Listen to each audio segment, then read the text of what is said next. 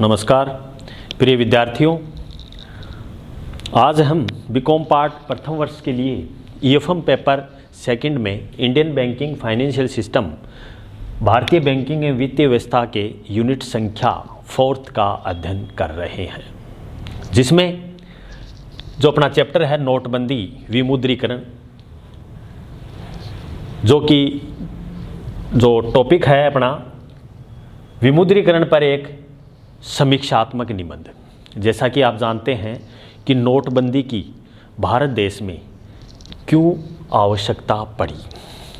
जैसा कि आप भी जानते हैं, क्योंकि जब काला धन और जो अवैध मुद्रा, जो कि नकली नोट छापना, वो उसमें सम्मिलित है, इनको समाप्त करने के लिए या भ्रष्टाचार को समाप्त करने के लिए नोटबंदी की आवश्यकता पड़ती है, विमुद्रीकरण की आवश्यकता पड़ती है।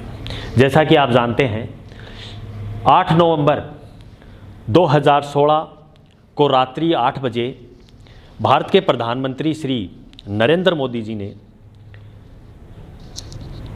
500 व 1000 के नोटों को प्रचलन में नहीं करने का घोषणा की थी, जिसमें उन्होंने कहा था कि करोड़ों भारतवासियों जिनकी रग रग में ईमानदारी दौड़ती है और उनका मानना है कि भ्रष्टाचार, काले धन और आतंक के खिलाफ निर्णायक लड़ाई लड़नी पड़ती है। कहने का मतलब ये हुआ कि भारत देश में भ्रष्टाचार, आतंकवाद और जो काला धन है, उनको समाप्त करने के लिए माननीय प्रधानमंत्री जी ने ये निर्णय लिया, जिसमें 500 व 1000 के नोटों को बंद करने का निर्णय लिया। क्यों लिया? क्योंकि ये इसलिए लिया क्योंकि जिससे भारत भ्रष्टाचार की ओर न बढ़े, काले धन की जो समस्या है उनका क्या हो, निवारण हो। तो इस प्रकार से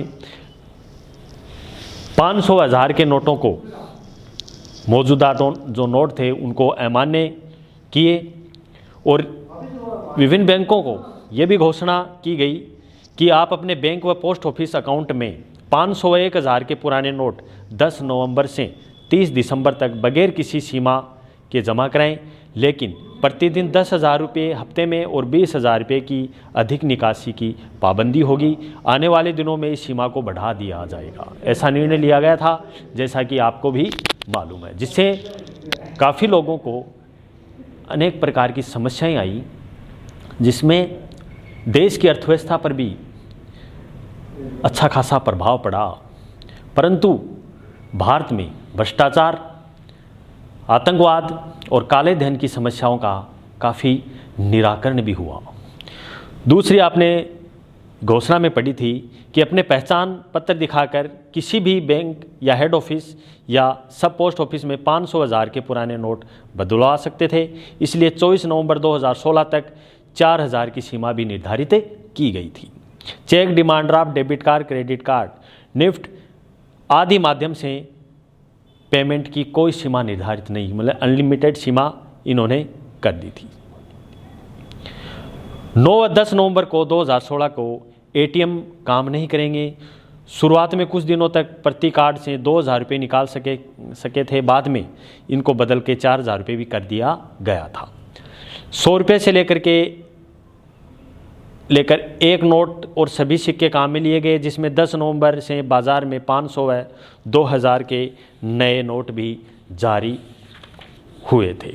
क्योंकि देश में 1650 करोड़ रुपए के 500 व 670 करोड़ रुपए 1000 रुपये के जो चलन में जो मुद्रा थी, कुल मुद्रा का 86% माना गया। अब जैसे कौन कौन सी समस्याएं अपने सामने आई, उन समस्याओं की हम चर्चा करें तो सर्वप्रथम हम बात करें कि भारत सरकार के इस कदम से प्रारंभ में सभी को मुसीबतें, जो अनेक प्रकार की मुसीबतें आई, जिसमें लोगों को नोट जमा करवाने, बदलने की लंबी लंबी कतारों में लगना पड़ा। एटीएम में पैसे नहीं थे। शादियों के सीजन वाले लोगों को लेन देन की समस्या हुई। यात्रा करने वालों को काफ़ी कठिनाई हुई। शेयर बाज़ार में गिरावट भी देखी गई। इस प्रकार विकास की दर भी घटने की आशंका व्यक्त हुई। यह भी कहा गया कि सरकार ने इस कदम से उद्योग और व्यापार पर भी बुरा असर पड़ेगा। विपक्ष द्वारा भी ये कहा गया कि उत्तर प्रदेश और पंजाब के कुछ चुनाव के मध्य भी ये है नज़र कदम उठाया गया। इस फैसले के केस में लेन देन वाले व्यापारी काफ़ी नाराज़ भी हुए, क्योंकि यह भी आशंका थी कि ट्रांसपोर्ट सिस्टम गड़बड़ा जाएगा, किसानों की फसल नहीं बिकेगी, लोगों का भारतीय मुद्रा में विश्वास हट जाएगा। जैसे कि आपको पता था उस टाइम में रबी खरीफ की खड़ी फसल का काफ़ी नुकसान हुआ, क्योंकि संसाधन उपलब्ध नहीं होने से फसल नहीं कट पाई। संसाधन उपलब्ध इसलिए नहीं हो पाए क्योंकि नोटों की समस्या थी। जब नोटों की समस्या थी तो वहाँ पर जो लेबर है, जो काम करने वाली जो लेबर है, उनको पैसा नहीं मिल पाया, जिससे खड़ी की खड़ी फसल रह गई। ये किसानों को भारी नुकसान भी सहन करना पड़ा। इस प्रकार से हम चर्चा करें, क्योंकि ये भी सही है कि प्रारंभ में 50-60 दिन लोगों को कुछ समस्याओं का सामना करना पड़ा, जिसमें मीडिया, विपक्षी दल, सरकार कदम कदम पर जोर से आलोचना भी हुई, जिसमें लोगों की समस्याओं को बढ़ा चढ़ाकर भी इसमें दिखाया गया। लेकिन देश का आम आदमी सरकार के साथ कदम से कदम मिलाकर खड़ा भी रहा। सरकार ने 500 व 2000 के नए नोटों की आमद बढ़ाई, ATM से ज़्यादा पैसे डाले गए। सरकारी बैंकों ने रात दिन काम करके सरकार के इस कदम को संपन्न बनाने का प्रयास किया गया। लोगों को लगा कि देश में काला धन, भ्रष्टाचार, नकली नोट की समस्या से निजात मिलेगी। सरकार ने इस निर्णय की समीक्षा भी की गई। संसद और संसद के बाहर हल्ला भी हुआ। पूर्व प्रधानमंत्री और डॉक्टर मनमोहन सिंह जी, जो अर्थशास्त्री हैं, संसद में इस फैसले की कड़ी आलोचना भी की। अभूतपूर्व विफलता करार भी दिया गया और उन्हें विकास दर को 2% से भी कम हुई। नोटबंदी के समर्थन करते हुए डॉक्टर भरत झुंझुनवाला ने कहा कि कुछ नकारात्मक प्रभावों के बावजूद भी नोटबंदी का समर्थन करता हूं, क्योंकि अर्थव्यवस्था में स्वस्थता जरूरी है। अतिरिक्त राजस्व का उपयोग निवेश के लिए किया जाना चाहिए तथा टैक्स की दरों में कटौती की जानी चाहिए। निचले स्तर पर भ्रष्टाचार पर रोक लगानी चाहिए। इन कदमों को लागू करने से नोटबंदी आम आदमी के लिए एक सार्थक सिद्ध होगी। तो इस प्रकार से नोटबंदी में आपने देखा, क्योंकि भ्रष्टाचार को समाप्त करने के लिए एक महत्वपूर्ण ये निर्णय था, तो इसमें हम इन मुख्य बातों को हम लिख सकते हैं। एक, आपने नोटबंदी के विषय पर संसद में बयान करते हुए भारत के गृह मंत्री राजनाथ सिंह जी ने कहा था कि खुफिया एजेंसियों के एक अनुमान के अनुसार भी नक्सलवाद को प्रभावित करने 1 दर्जन राज्यों से करीब 1500 करोड़ रुपए की विभिन्न स्तर पर वसूली की जाती है। जब बिहार और झारखंड और छत्तीसगढ़ और नस्ली पुराने नोटों को ठिकाने लगाने के लिए परेशान थे, क्योंकि नोटबंदी का फैसला भ्रष्टाचार पर अंकुश लगाएगा, साथ ही आतंकवाद और नस्लवाद को रोकने का भी एक अहम भूमिका निभाएगा।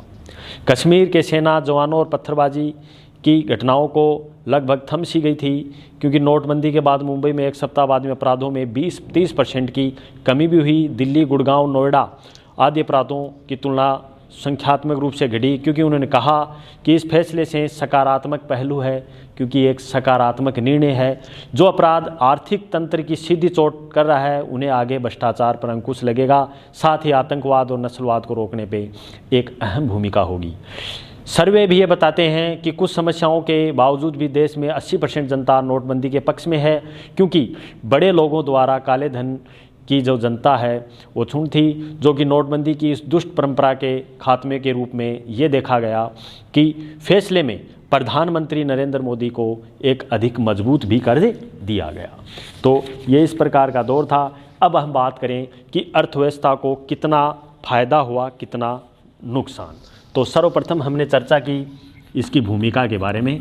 तो भूमिका में मैंने आपको बताया कि ये 8 नवंबर 2016 को रात्रि 8 बजे 500,000 की जो मुद्रा है उसको बंद किया गया, उनको अवैध घोषित किया गया। अब इसमें हम दूसरे पॉइंट की हम चर्चा की, इसका मेन उद्देश्य क्या था। तो इनका मेन उद्देश्य भ्रष्टाचार को काला धन को रोकना, इसका मुख्य उद्देश्य रहा। तीसरी हम बात करें इसके दुष्प्रभाव या क्या समस्याएं आई, तो इसमें काफ़ी लोगों को, जो मध्यम वर्ग से निम्न वर्ग थे, उनको भी काफ़ी समस्या आई। उद्योग व्यापार जगत काफ़ी प्रभावित हुआ, कृषि क्षेत्र काफ़ी प्रभावित हुआ, तो ये समस्या आई। अब हम बात करें कि अर्थव्यवस्था पर कितना नुकसान हुआ और कितना फायदा। अर्थव्यवस्था की बात करें, क्योंकि जो भारत की अर्थव्यवस्था है वो कृषि प्रधान अर्थव्यवस्था है। जैसा कि मैंने आपको पहले बताया था, इसमें कृषि पे भी काफ़ी इम्पैक्ट पड़ा था, जिसकी वजह से राजस्थान की और भारत की अर्थव्यवस्था पर विपरीत प्रभाव भी रहा। अब इस फैसले को लागू करते हुए प्रधानमंत्री ने कहा था कि हमारी पीढ़ी हमारे देश की स्वतंत्रता के लिए संघर्ष करने में अवसर नहीं मिला, लेकिन आज के इस राष्ट्र का भविष्य सुरक्षित रखने के लिए हमारे पास भ्रष्टाचार और काले धन की समस्या का से भी निजात इसमें मिली। तो इसकी अर्थव्यवस्था की हम बात करें तो अर्थव्यवस्था में मैंने आपको बताया उद्योग, कृषि, व्यापार, इन पे काफ़ी विपरीत प्रभाव पड़ा। अब इस योजना के अंतर्गत 30 दिसंबर के 2016 तक 500,000 के नोटों को लगभग 14.97 लाख करोड़ रुपए जमा हुए। 14.97 लाख करोड़ रुपए जमा हुए। तो इस प्रकार से अर्थव्यवस्था में धीरे धीरे कैशलेस सिस्टम लागू किया गया। अब जैसे कैशलेस सिस्टम, क्योंकि जब कैशलेस सिस्टम होगा तो नोटों की यहाँ पर आवश्यकता नहीं होगी, जिसमें विभिन्न प्रकार के ऐप्स सरकार ने जारी किए गए, जिसमें गूगल पे, फ़ोन पे और पेटीएम, इनके माध्यम से लेन देन ट्रांजैक्शन करने से देश की अर्थव्यवस्था भी क्या होती है, मजबूती आती है। कैशलेस सिस्टम से भी काले धन की समस्या और जो भ्रष्टाचार है उनसे काफ़ी निजात मिलती है। नोटबंदी का कार्य जब पूरा हुआ तो वित्त मंत्री श्री अरुण जेटली ने कहा कि पुनः विमुद्रीकरण का काम शुरू हो गया है, कि लोगों को थोड़ी सी असुविधा ज़रूर हुई, लेकिन कुछ स्थिति के बाद में, कुछ सप्ताहों के बाद में स्थिति सामान्य होती गई। जीडीपी में भी काफ़ी नुकसान हुआ और भी विभिन्न प्रकार के जो बाज़ार हैं उसमें काफ़ी गिरावटें आई, देश की अर्थव्यवस्था में भी काफ़ी प्रभाव पड़ा। तो ये इस प्रकार से विभिन्न प्रकार की अर्थव्यवस्था में भी हमने देखा तो काफ़ी नुकसान सहन करना पड़ा। अब हम बात करें कि इस योजना को अधिक प्रभावी बनाने के लिए अपने को क्या करना चाहिए, अपने क्या सुझाव रहने चाहिए, जिसमें पहले है एक तो काले धन, जो काला धन है उसको, काले धन बनने पर रोक लगाई जानी चाहिए। व्यक्तिगत आयकर दर को घटाया जाए, जिससे दोहरा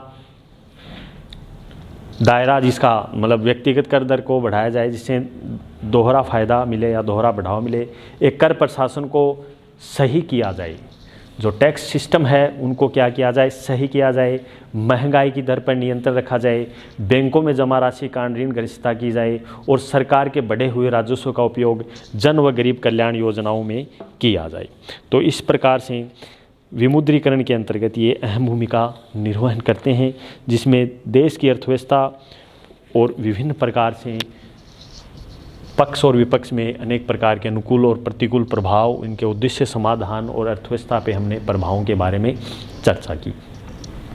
अब जैसे नोटबंदी का जो मैंने आपको शुरू में बताया कि विमुद्रीकरण का जो मेन उद्देश्य है वो नोटों को 500 नोट, जो 1000 नोट हैं, वो बिल्कुल अवैध मुद्रा को इसलिए घोषित किया गया क्योंकि वो अनावश्यक रूप से जो विभिन्न प्रकार की एजेंसियों ने जो जाली मुद्रा है, जो नकली मुद्रा है, उनको छापने का इन्होंने कार्य किया। तो इसको ख़त्म करने के लिए, भ्रष्टाचार को ख़त्म करने के लिए, काले धन की समस्याओं को समाप्त करने के लिए ये सरकार ने महत्वपूर्ण निर्णय लिया गया, जो कि देश हित के लिए, प्रत्येक व्यक्ति हित के लिए ये बहुत सही निर्णय है।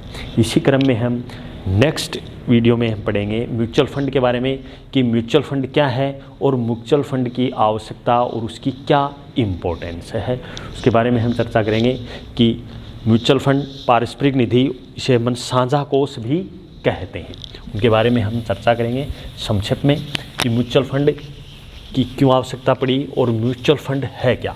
जैसा कि आप जानते हैं प्रत्येक व्यक्ति का अपने बैंक में अकाउंट होता है, तो उसी प्रकार एक म्यूचुअल फंड भी एक छोटी छोटी निवेश राशि के रूप में एक संग्रहित भूमिका के रूप से निर्वहन करता है। वह भी हम पढ़ेंगे नेक्स्ट वीडियो में।